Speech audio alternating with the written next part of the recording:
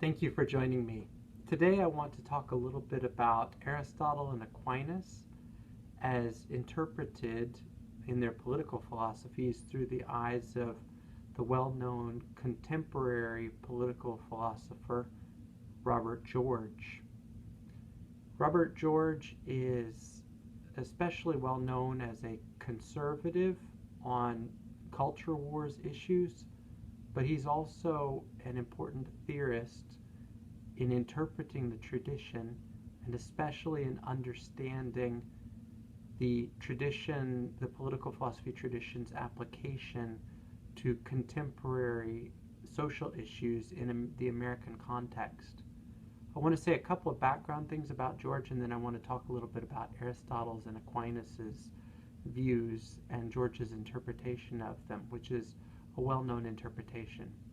First of all, about George. George is best classified as a classical liberal with some conservative elements in his thought. By classical liberal, I mean he more or less subscribes to the understandings of governance which were characteristic of the American founding. He subscribes to natural law, for instance, which many or most of the American founders endorsed.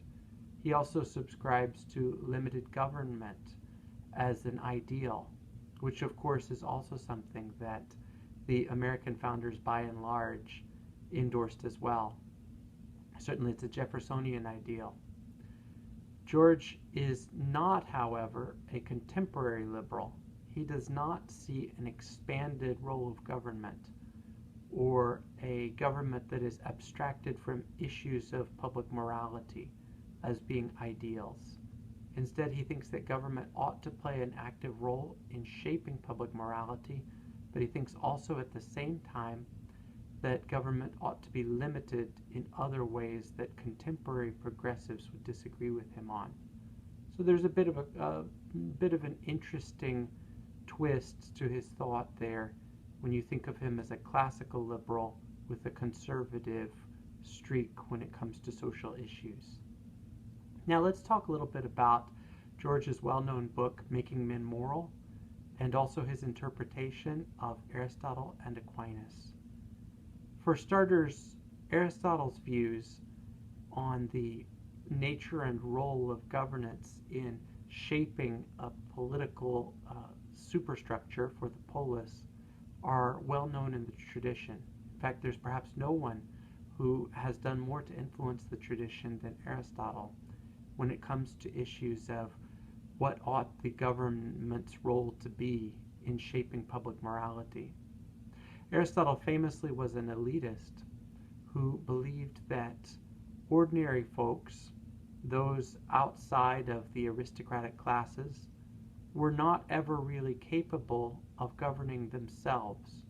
And by that, I mean he didn't think that they were capable of making the kinds of personal choices which are almost always left to individual citizens these days in modern liberal democracies. Instead, Aristotle believed that the aristocratic classes, who he thought ought to govern the ideal polity, especially if you take an aristocratic interpretation of Aristotle's politics, or even also if you see his understanding of monarchy as pointing to that as his ideal of governance. At any rate, though, the aristocratic view of governance that Aristotle espoused led him to believe that government ought to play an active role in shaping the character states of citizens. What I mean by this is that Aristotle believed that government ought to intentionally insert itself into the everyday affairs of citizens and guide them in accordance with a particular worldview, shaping their moral choices and their worldview opinions in accordance with what it deems to be best. And Aristotle believed himself to have uncovered what the good life was for human beings. And he believed that it was essential in setting up the polity correctly that the ordinary people, the masses, the many, as he called them, be guided in their everyday choices. He had very low respect for them. He saw them almost as cattle, and he believed that governance should keep them from harming themselves. For their own sake, governance should actively shape a particular moral ecology for the ordinary people. Now, a similar thinker, at least in certain respects, although a Christian, and so different in other respects, was St. Thomas Aquinas. St. Thomas Aquinas obviously lived many years after Aristotle, over 1,500 years after Aristotle, to be precise. And Aquinas lived also in a different political context, a context where the Catholic Church was a central governing body alongside the actual political governments of the realms of Europe, the kings and queens of the day. But Aquinas appropriated Aristotle's ideas and set them in a Christian context, where Aristotle argued that human beings ought to be guided by the governments, and their moral choices ought actively to be shaped by the government for their own welfare and happiness in this life. Aristotle believed that happiness was the ultimate goal that we are all aiming at. Aquinas asserted that government ought to play an active role in shaping the moral choices of citizens so that they could ultimately get to heaven.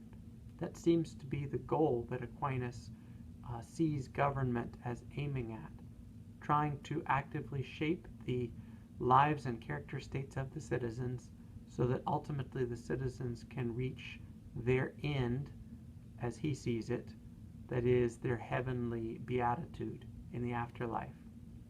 Now, I want to say a couple things about George's interpretation of Aristotle and Aquinas, and then make some critical remarks about these thinkers, all three of them. For starters, George he disagrees in Making Men Moral, his well-known work, with Aristotle on the scope and extent of the government's involvement in the lives of citizens.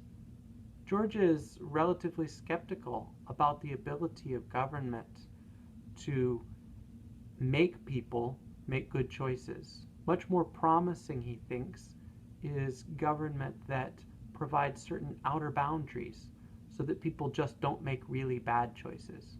So maybe government isn't especially good at making people make healthy eating choices, but perhaps government can, on George's view of things, prevent drug abuse by prohibiting the most pernicious and most addictive drugs. In this regard, then, George disagrees with Aristotle and is a critic of Aristotle in that he does not think that the role of government ought to be so active and so influential in the lives of the citizens. Instead, it ought to be less influential, but nevertheless just as present. It ought to be an outer boundary provider for the citizens to keep them from making the kinds of life choices that are so destructive that they cannot go on to live a meaningful life if and when they do make such choices. So then George is an advocate of Aristotle's core position that government should play a role in shaping the character states of citizens, but a critic of the scope and extent that Aristotle thinks that government ought to involve itself in their lives. For Aquinas, George agrees with Aquinas in regards to the role of government in getting citizens to heaven. George is a Catholic philosopher, well known for his involvement in contemporary church affairs. But at the same time, he disagrees with Aquinas when it comes to just what precisely the government may do. Again, agreement on the idea of an active government shaping moral character, but disagreement on the particulars of what government can do. In particular, George is quite concerned about Aquinas' views on government's involvement in the lives of citizens so as to compel citizens to right religious belief. George is an advocate of religious freedom. He thinks that human beings ought to be able to make their own choices when it comes to ultimate worldview issues. And while Aquinas made space for that to some extent, he famously allowed space for the Jews of Europe to have their own worldviews. Nevertheless, he did think that religious coercion was justified when it came to persons who, once being a Christian, had fallen away from the faith. In fact, he actually advocated the killing of heretics, a kind of an extremely radical position by today's standards, to be sure, which at the time was a mainstream view. George is critical of this. He thinks that the idea that the role that government ought to play ought to include actively shaping people's religious opinions is not something that George wants to attribute to his classical liberal conception of governance. Instead, George thinks that the kind of character formation and the kind of moral shaping the government ought to do ought only to involve the prohibition of those behaviors which, on virtually any reasonable worldview, are seen as destructive and damaging to human character. And in this regard, he favors a more limited conception of the role of governance than the two major thinkers in the tradition with whose views he has some affinity, namely Aristotle and Aquinas.